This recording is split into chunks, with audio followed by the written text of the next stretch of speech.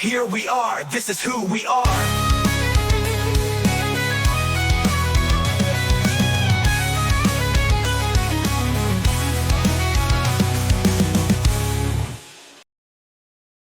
Nathan, we have more Ghost reaction to do. Now, you right now, Nathan, don't know what's happening, but the viewers on YouTube already have seen the title, so they already know what to expect with this video.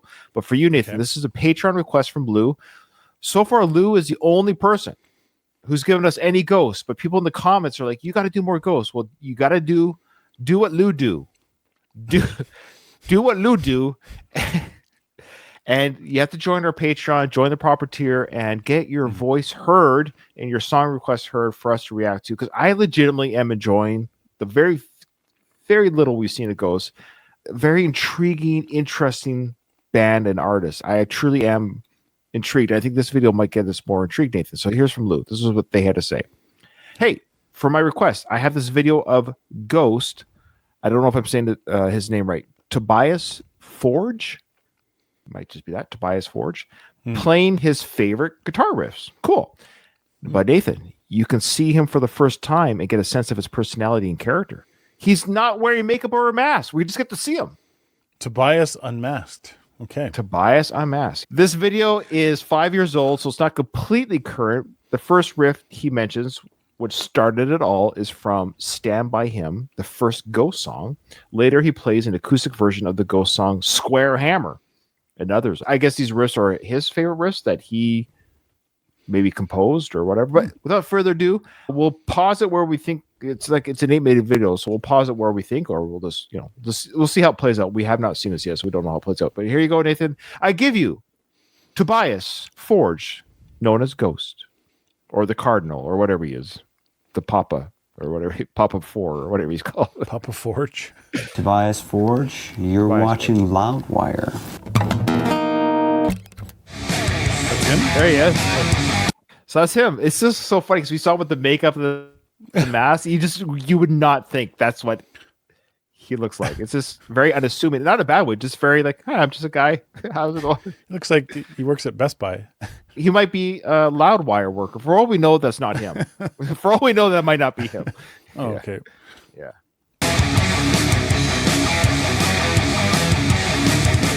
For as long as I can remember playing guitar, I've always done so playing to music. Jacket creaking. You know, if we start with Kiss, that was very early for me. There you Could go, have Kiss. been We talked about that. Strutter. It's not.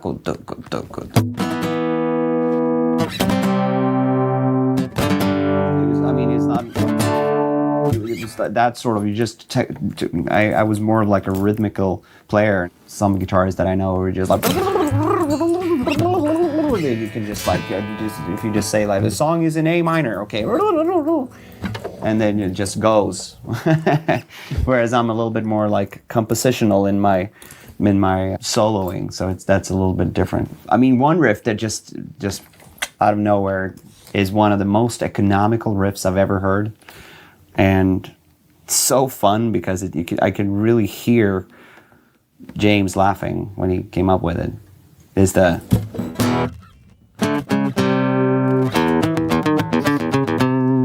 Master Puppets. Yeah. That's awesome. Master Puppets. Yeah. When he said James, I was like, is he talking about James Hetfield? Yeah, cool. Are you on a first name with James Hetfield, Mr. Tobias? Is that how? I like this guy. He's almost like a nerdy. I like rock and roll. He's just like, But he's very talented, obviously. Yes, Yeah. yeah, but that's what I like about it. I like that he's kind of geeky, nerdy. I don't know what the word is. That kind of like no girl's going to ask him to the prom or whatever, but you could tell he's made music his life and he's really good at it. He's a good singer too. It's crazy. I'm still having a hard time wrapping my brain around this is the guy we saw at the mask with the makeup. No, I know. Are you sure this is him? Is this a practical joke? This is weird.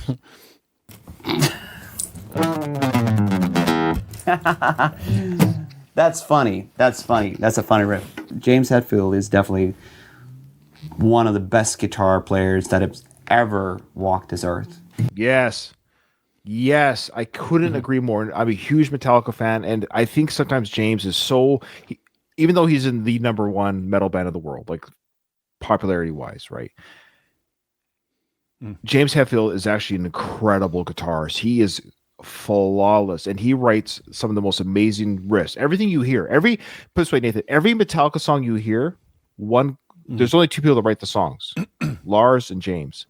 But James is the riff guy. Lars is like the quality control guy, so to speak. Kirk Hammett, he just does the solos. That's it. Yeah, I know. Yeah, and James solos too, by the way. Yeah. Oh yeah, you're right. It's the writing of the music and the song and the chord structure. That's a big part of any band.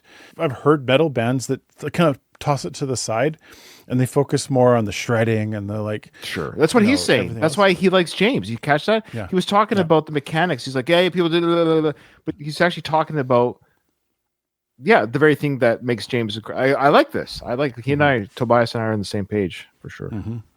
Even though I know sort of theoretically how to play Master Puppets, it's impossible to play it downstrokes.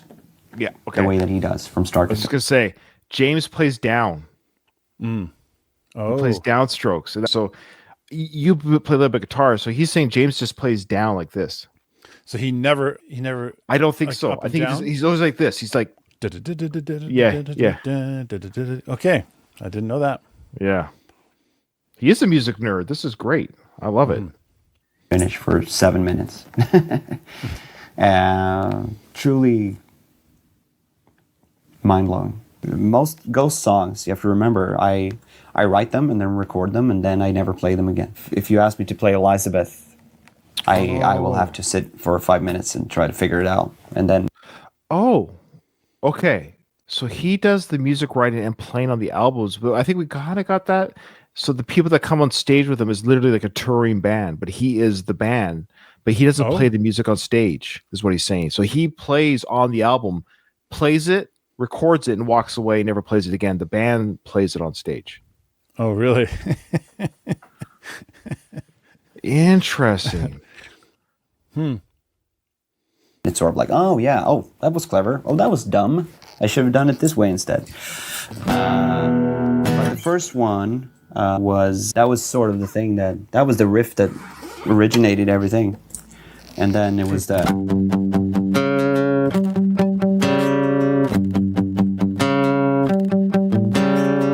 That's the up sort of bridge into the chorus. And the chorus is one half note up, which is kind of strange.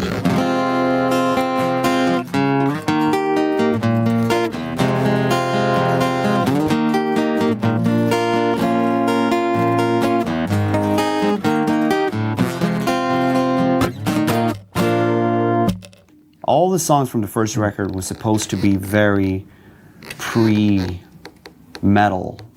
very basic, like...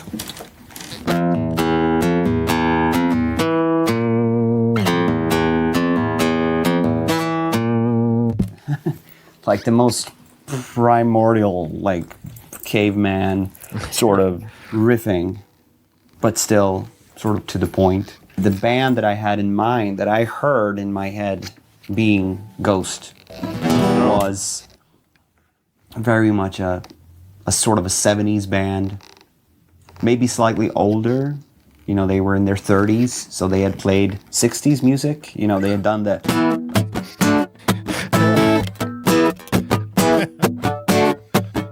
Okay, I'm getting why Lou showed us this, because he's talking about, first he said like he records on the album, does the music, and then he goes on stage. As we know, his stage, the very little we've seen, is very performative, theatric. That's why he has the other band kind of take care of stuff so he can do whatever on stage, wears costumes, sings. But I like how he's envisioning his band like he's not in the band. Like he's creating the band I was thinking of. Like he's not talking about him. No, he's talking like it's weird. He's creating a fantasy band that he just happens to, but he created a band. Like it's almost like he wrote a story about a band and he's the band. Yeah, that's fascinating. Actually, that's weird. That's the character, I guess. That's the character. And I didn't realize he's from Sweden. I just looked that up really quickly. Yeah, he didn't sound like he was from Texas. I couldn't quite catch where he was. So you had a little dumber sort of guitar player on one hand. He came up with a.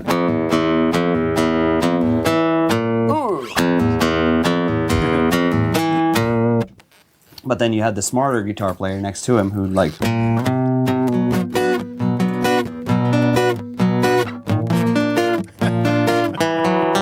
He's like creating different musician qualities. I know this guy's kind of dumb, so he just plays the doo doo doo doo doo doo.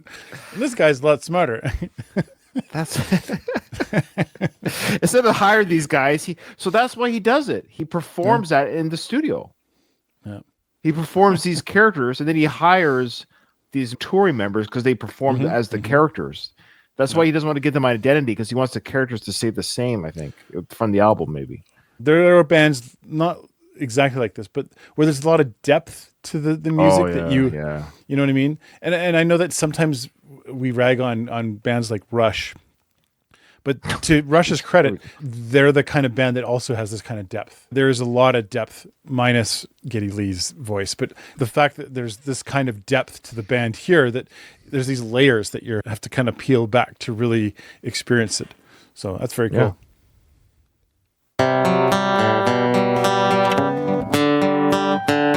There you go. And that transformed into.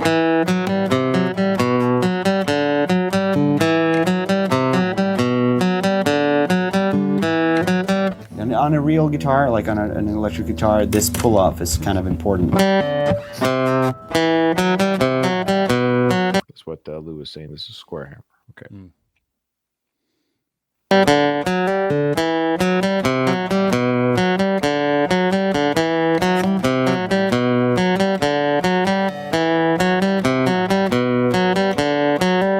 And essentially the verse is basically the same riff.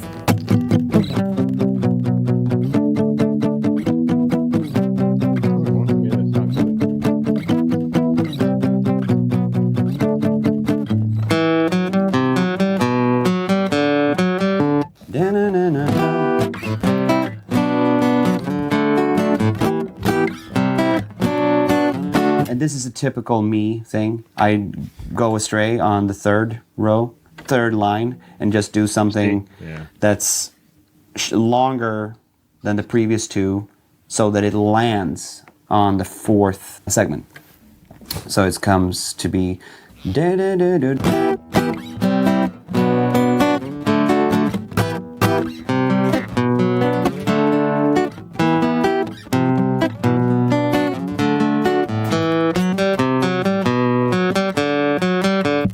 So it becomes, in there you have a lot of information, and it sort of gets you, the brain, to understand that by the time that this happens, then you flip sides. And then, I wanted it to be a very, very straight chorus.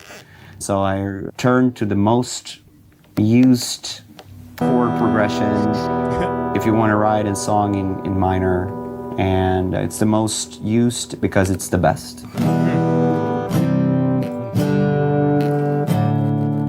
It's the most effective song. So many songs. For progression. Yeah, this is why. it's like yeah. You don't really recognize it until he spelled them out for you. That's interesting to me, because I don't write music. But when you write music, you're pulling. There's only so many ways to. It's like building a car. It still needs 4 wheels, steering wheel, brakes. You still have to have a car somewhere in that car, or else it's not a car. That's kind of like musical chords. There still has to be there's a song structure, but yes, you could put that tailpipe on, that coat of paint on there, whatever. Do you want to have 6 seats, 4 seats? So you can still do things with the song, but there's only so many things you do before it's not a song anymore. Right. Yeah, okay. I don't know if that's a silly analogy or not, but no, I think that makes total sense. He's saying that chord progression is a very common car part. That's a very okay. You've seen probably YouTube clips of jokers on TV singing 50 songs over that. but it's because it's the most effective ever. So I will continue writing songs with that. But it needed a little bit of flair, so I did this little. So now he's talking about I'm adding this decal on it, or this pink on it, or this. This is what he's okay. Addition to the riff. That sounds really good on an electric guitar. Yes, say. And it sounds really cool when it's like two guitars playing at the same harmonic? time, because it becomes this. Oops, sorry. He did a pinch harmonic on an electric guitar. You do that and it squeals. It gives off this squealy sound, even though you're not playing it up in the meadlies. You can make notes down low sound high by giving it a pinch harmonic. It's cool. Yeah, if I pinch you, you'll sound high too. Sort of. It sounds way more complicated and more like a movement than it actually is.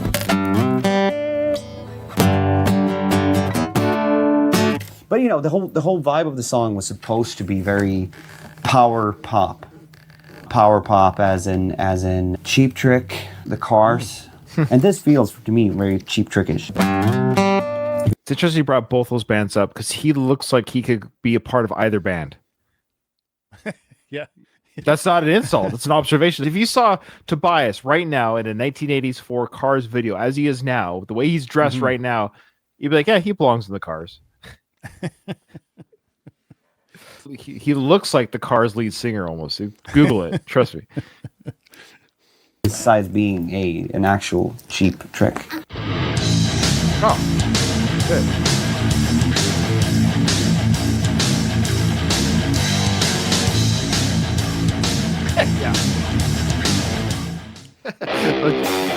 Yeah, more generic.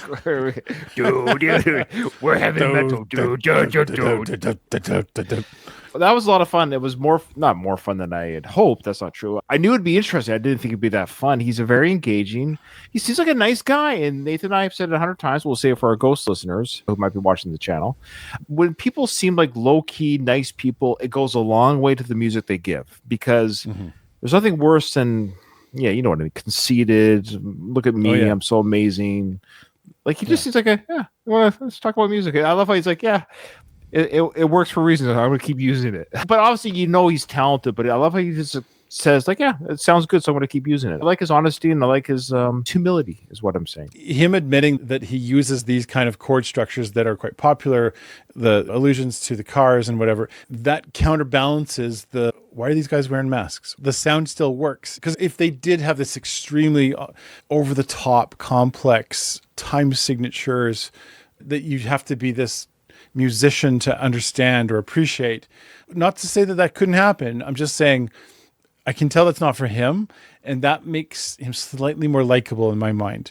That it's not about flexing your musical muscle and showing off how good you are at every aspect of music.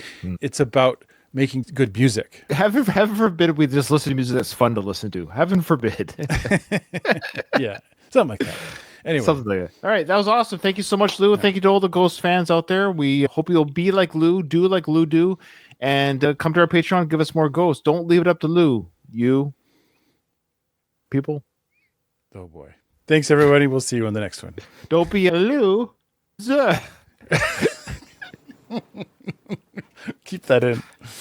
That's what she said.